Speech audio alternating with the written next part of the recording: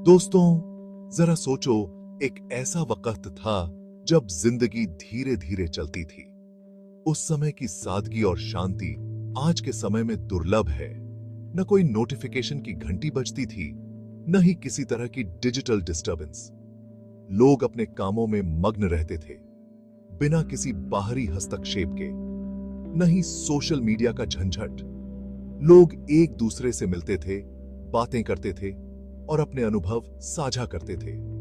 यह था 1920 का हिंदुस्तान, जहां जिंदगी सरल थी और शायद थोड़ी ज्यादा शांत। हर दिन एक नई उम्मीद और नई ऊर्जा के साथ शुरू होता था। न मोबाइल फोन थे, न इंटरनेट और न ही फौरन मिलने वाली खुशियां। लोग अपने आसपास की दुनिया में ही खुशियां ढूंढते थे। लोग पल में जीते थे, जिंदगी की छोटी छोटी खुशियों का आनंद लेते थे। त्योहारों का आनंद, बच्चों के खेल और परिवार के साथ बिताए पल, यही सब उनकी खुशियों का स्रोत थे। दिन अपनी गति से बीतता था, प्रकृति की लय और समाज की जरूरतों के हिसाब से। हर कोई अपने हिस्से का काम करता था और सामूहिकता का अनुभव करता था। 1920 का हिंदुस्तान आज के हमारे आधुनिक दुनिया से बिल्कुल अलग था। उस समय की सादगी और शांति आज के समय में दुर्लभ है। ये वो वक्त था जब रिश्ते आमने सामने बनते थे और समुदाय एक दूसरे के अनुभवों से मजबूत होते थे। लोग एक दूसरे की मदद करते थे और साथ मिलकर काम करते थे। ये वो वक्त था जब टेक्नोलॉजी की कमी लोगों को करीब लाती थी और एक दूसरे के साथ समय बिताने का मौका देती थी। एकता और अपनेपन का एहसास कराती थी, जो आज की भाग दौड़ भरी जिंदगी में अक्सर गायब होता जा रहा है। उस समय की सादगी और शांति आज के समय में दुर्लभ है और हमें उस समय से बहुत कुछ सीखने की जरूरत है। 100 साल पहले के हिंदुस्तान में पैसों की अलग ही वैल्यू थी। 1 रुपए में आपका पेट भर सकता था और कुछ रुपए में आपका महीना चल सकता था। लोग संतुष्ट और जुगाड़ू थे, जो था उसी में गुजारा करते थे। जरा सोचो, 1 रुपए में इतनी खरीदारी की ताकत, ये उस जमाने की आर्थिक स्थिति को दर्शाता है। एक ऐसा वक्त जब जरूरतें सीमित थीं और फिजूल खर्ची कम ही देखने को मिलती थी। ये सादगी सिर्फ चीजों तक ही सीमित नहीं थी। लोगों को जरूरी चीजों में ही खुशी मिल जाती थी। रिश्तों और अनुभवों को धन दौलत से ज्यादा अहमियत देते थे। ये वो वक्त था जब खुशी आपके पास मौजूद चीजों से नहीं, बल्कि आपके रिश्तों की गहराई और आपके जीवन की सादगी से मापी जाती थी। 1920 का हिंदुस्तान अलग अलग अनुभवों से सजी एक रंगीन चादर की तरह था। हर कोने में एक अलग कहानी, एक अलग जीवन शैली।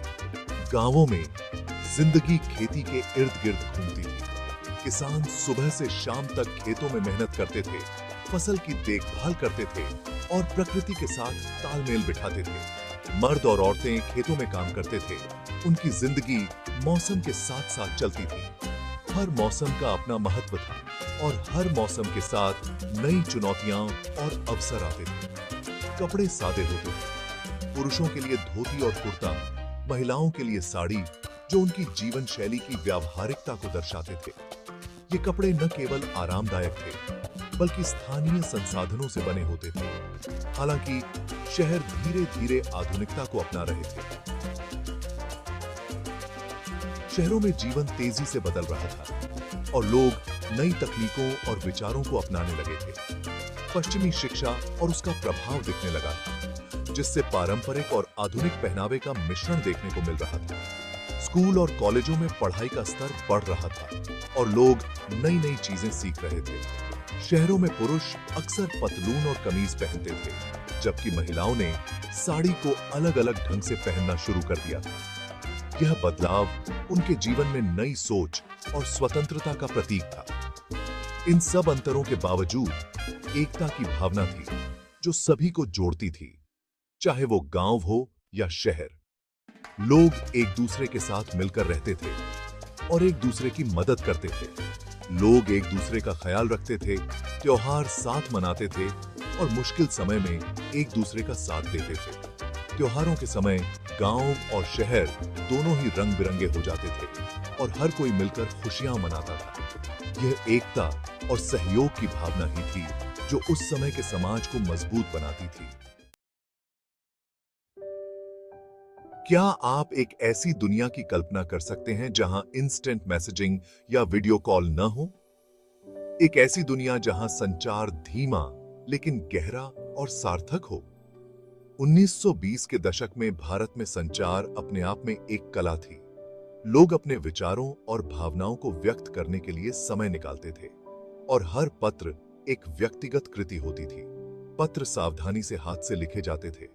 प्रत्येक शब्द प्रेषक की भावनाओं से सराबोर होता था। स्याही से कागज पर उतरते हुए शब्द एक अनोखी कहानी बुनते थे। एक पत्र का आगमन एक घटना होती थी जिसका बेसब्री से इंतजार किया जाता था और उसे संजो कर रखा जाता था। यह एक ऐसा क्षण होता था जो परिवार और दोस्तों को एक साथ लाता था। उनके संक्षिप्त प्रारूप के साथ तार अत्यावश्यक समाचारों के लिए आरक्षित थे। टेलीग्राम का हर शब्द महत्वपूर्ण होता था और इसे प्राप्त करने वाला व्यक्ति तुरंत समझ जाता था कि यह संदेश कितना महत्वपूर्ण है। और जो लोग दूर दूर रहते थे उनके लिए व्यक्तिगत मुलाकात ही संचार का सबसे अच्छा माध्यम था। ट्रेन स्टेशन और बस स्टॉप पर मिलने की खुशी, गले लगने की गर्मी और एक दूसरे के साथ बिताए गए पल, ये सभी संचार के महत्वपूर्ण हिस्से थे। संचार की इस धीमी गति ने धैर्य और प्रत्याशा को बढ़ावा दिया। लोग इंतजार करना सीखते थे और इस इंतजार में एक अनोखी मिठास होती थी। इसने हर बातचीत को और अधिक सार्थक बना दिया। हर पत्र एक खजाना बन गया जिसे बार बार पढ़ा जाता था। पत्रों में छिपे हुए शब्दों का महत्व और भी बढ़ जाता था। इसने लोगों के बीच संबंधों को मजबूत किया, उन्हें एक ऐसी दुनिया में रिश्तों के मूल्य की याद दिलाई जो अभी तक तकनीक की तत्कालता से ग्रस्त नहीं हुई थी। यह एक ऐसा समय था जब हर बातचीत, हर मुलाकात और हर पत्र एक अनमोल धरोहर होती थी जो दिलों को जोड़ती थी और दूरियों को पाटती थी। 1920 के दशक का मनोरंजन आज के डिजिटल मनोरंजन से बिल्कुल अलग और अनोखा था। रेडियो कई घरों में एक बेशकीमती और प्रिय सामान, संगीत और कहानियों से हवा भर देता था। परिवार इन लकड़ी के बक्से के चारों ओर जमा हो जाते थे। नाटकों, समाचार बुलेटिनों और संगीत प्रदर्शनों को ध्यान से सुनते थे और आनंद लेते थे। लाइव प्रदर्शनों का एक अलग ही आकर्षण और जादू था। चाहे वह स्थानीय थिएटर में कोई नाटक हो या किसी के घर में संगीत का आयोजन, ये कार्यक्रम बहुत खुशी और मनोरंजन का स्रोत थे और सभी को एक साथ लाते थे। परंपरा में गहराई से निहित त्योहारों को बड़े उत्साह और उमंग के साथ मनाया जाता था। ये उत्सव समुदायों के एक साथ आने, साझा रीति रिवाजों, भोजन और उत्सवों के माध्यम से अपने बंधन को मजबूत करने का समय थे और सभी को करीब लाते थे। 1920 के दशक के भारत में जीवन का एक सबसे खास पहलू था समुदाय और विश्वास की भावना। पड़ोसी एक दूसरे को नाम से जानते थे, बच्चे गलियों में साथ खेलते थे और लोग एक दूसरे का ख्याल रखते थे। दरवाजे अक्सर खुले छोड़ दिए जाते थे और जरूरत पड़ने पर मदद के लिए हमेशा एक हाथ तैयार रहता था। इस अटूट विश्वास ने एक सुरक्षित वातावरण तैयार किया जहां लोग जुड़ाव और समर्थन महसूस करते थे। समुदाय की यह भावना भौगोलिक सीमाओं से परे थी। अलग अलग पृष्ठभूमि और धर्मों के लोग एक दूसरे के साथ सद्भाव से रहते थे, एक दूसरे की मान्यताओं और परंपराओं का सम्मान करते थे। यह एक ऐसा समय था जब विविधता में एकता केवल एक नारा नहीं बल्कि जीवन जीने का एक तरीका था। जब हम 1920 के दशक के भारत के जीवन पर नजर डालते हैं तो हमें एक ऐसे समय की याद आती है जब जीवन सरल था, फिर भी कई मायनों में समृद्ध था। यह एक ऐसा समय था जब तकनीक हमारे जीवन पर हावी नहीं थी, जिससे वास्तविक मानवीय संबंध और हमारे आसपास की दुनिया के लिए गहरी प्रशंसा हुई। हालांकि हम आज आधुनिक तकनीक की सुविधाओं का आनंद लेते हैं, यह एक बीते युग के मूल्यों, समुदाय के महत्व, सादगी के मूल्य और मानवीय संबंधों की स्थायी शक्ति पर विचार करने लायक है।